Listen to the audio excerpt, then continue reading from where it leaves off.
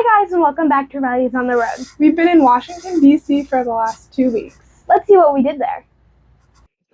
It took over 7 hours to get from Advance, North Carolina to Washington, D.C. The campground we stayed at was on an Army base, Fort Belvoir. This is the first military base we stayed on, and it was a pretty good experience. A little bird decided to make a nest in our hitch, so we took it out and put it in a nearby tree. Later that week, most likely the same bird made another nest, and this time laid eggs in it. We moved it to a tree, and we hoped that bird found it. There were also lots of big birds called ospreys roosting around the campground. Parking in Washington, D.C. was quite a challenge. Quite a few times my mom had to park in really, and I mean really tight spots. The first leg of our trip was to get to Washington, D.C. to see the cherry blossoms, and they were absolutely beautiful. After a week, they were all completely green, but we got there just in time. We walked down the sidewalk by Tidal Basin, the body of water by the Jefferson Memorial, and the cherry blossoms were all in full bloom.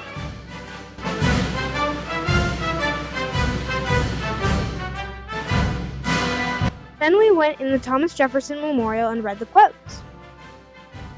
Cherry blossoms in Washington, D.C. After that, we went to the Smithsonian Air and Space Museum.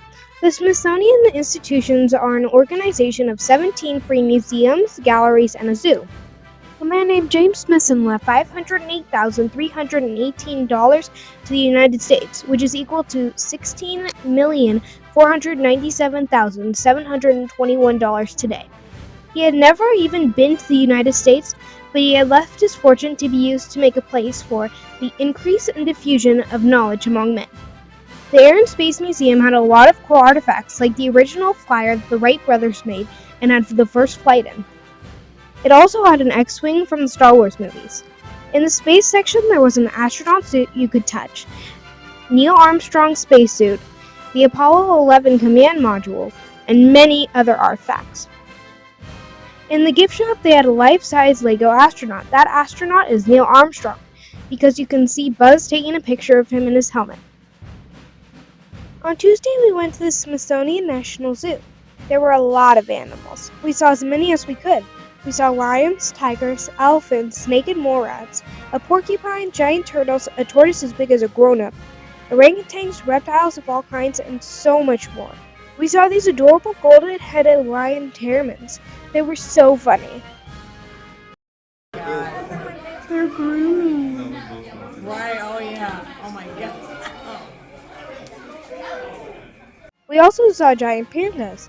The National Zoo is one of the 3 zoos in the U.S. that have giant pandas. The San Diego Zoo used to have them, but China took them back. The pandas were just settling in for a nap when we got there. It was a fun all-day trip. We had to come back to the National Mall while the cherry blossoms were still in bloom to visit the memorials. We got there right at lunchtime, so we ate under some cherry blossom trees. The first cherry blossom trees were given to Washington, D.C. by Tokyo, Japan in 1912. Did you know there are more than 3,700 cherry blossom trees along the National Mall and over 18,000 on National Park Service property within D.C.? That's a lot of trees. The first memorial we went to was the World War II Memorial. You were allowed to put your feet in the fountain, but it was too cold and we were trying to move fast, so we didn't. Then we had a quick stop at the John Paul Jones Memorial. Dad's ship when he was in the Navy was named after him, so this was a cool thing to see. We saw the Japanese lantern while we walked to the Martin Luther King Jr. Memorial. The cherry blossom trees at the MLK Memorial are planted in a certain place so it looks like Martin Luther King is looking right at them. Afterwards, we stopped at the Cherry Blossom Festival where the girls got their Junior Ranger books. We came back at the end of the week to get them sworn in. The next memorial we went to is for Franklin Delano Roosevelt. The FDR Memorial focuses on defining moments in Roosevelt's 4 terms as president. Then we stopped at the Korean War Memorial on our way to the Lincoln Memorial.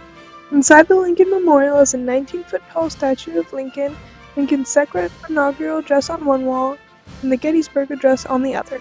Our last big memorial of the day was the Vietnam War Memorial. This is the only memorial that allows offerings to be left in memory of those who died. The Vietnam Women's Memorial was right next to it, so we had to check it out. The reflecting pool is a well-known feature of the National Mall, situated between the Washington Monument and the Lincoln Memorial. But when we were visiting, it was completely drained. When I asked, they said it was being cleaned and they hadn't filled it up because of some complications they found.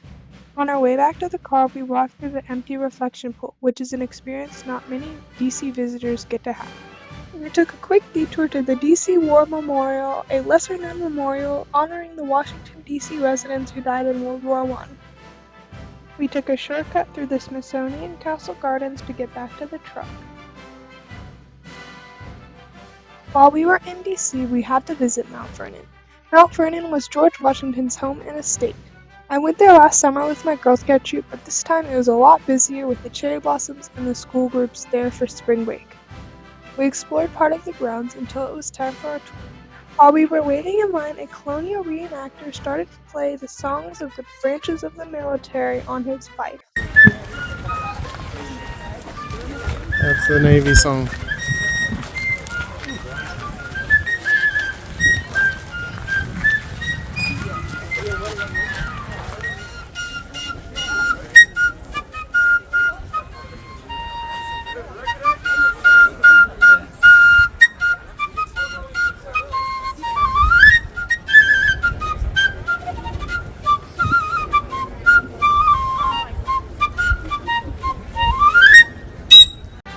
We got to see many different rooms inside the house that each served a different purpose for the Washington family.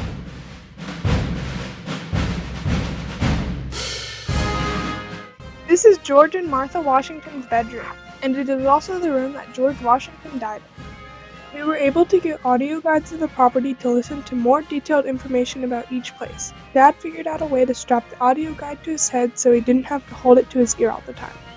We visited lots of different places while we were there, including the slave quarters, gardens, carriage house, and stable. The stable even had sheep with lots of little baby lambs. We visited the Washington's tomb and the slave memorial before going to the river and the pioneer farm. Then we headed to the museum to learn more about George Washington's life. This is where Washington's famous dentures usually are, but sadly they were off display. Shenandoah is a national park near Washington, D.C. After going to the visitor center, we hiked to a waterfall. It was 1 mile long.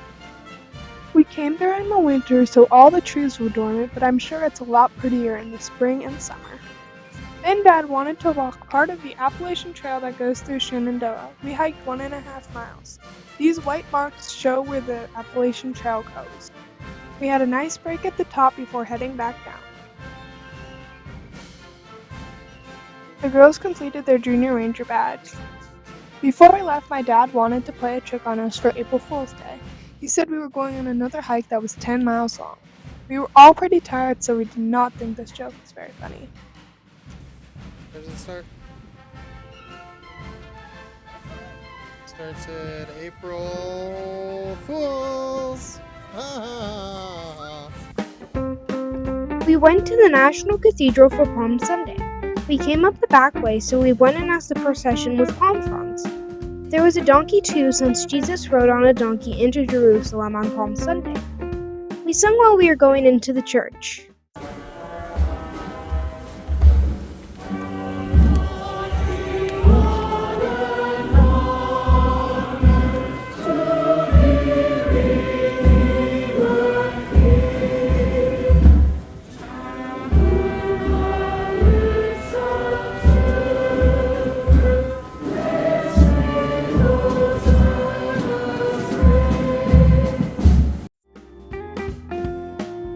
The service was very organized. The church is very ornate with lots of beautiful stained glass.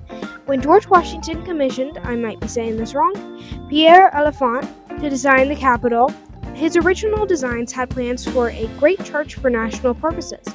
About 100 years later, Congress granted a charter for the National Cathedral, and in 1990, it was completed. We spotted a Darth Vader head carving on the outside of the cathedral. After the National Cathedral, we tried to go to Ford's Theater where the Lincoln was shot, but they were sold out of tickets for the day.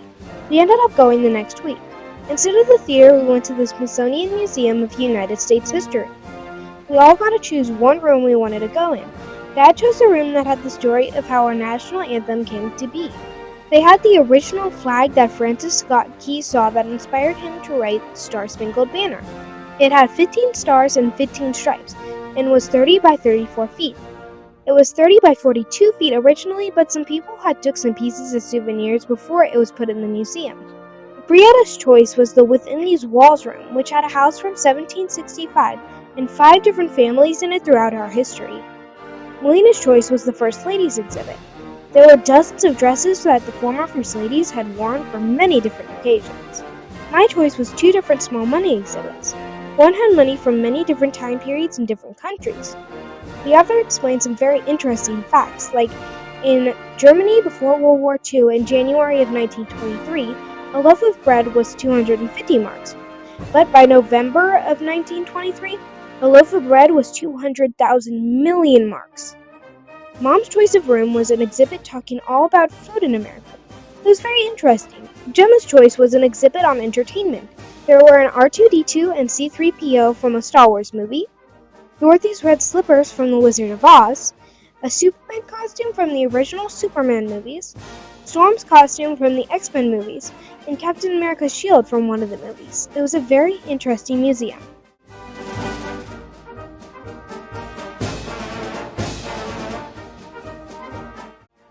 Few weeks in Washington, D.C., and it still wasn't enough time to see everything we wanted. We stayed at a military PM camp right on the Potomac River for $55 a night, which is a bargain for the area, but on the pricey side for our normal. Food trucks abound at the National Mall. They are spendy, so we brought our lunch most days. We had one coveted trip to Chipotle that Melina was excited about since we hadn't been in one in over 6 months. We chose to drive into the National Mall rather than take the metro. First, it took half as long each way to drive, and second, it cost less than half as much for all 6 of us to ride the metro. Most of the activities this week did not require entrances, but they did require advance reservations at $1 each. Mount Vernon is privately owned and maintained, so there was an entrance fee, but luckily David got a veteran's discount.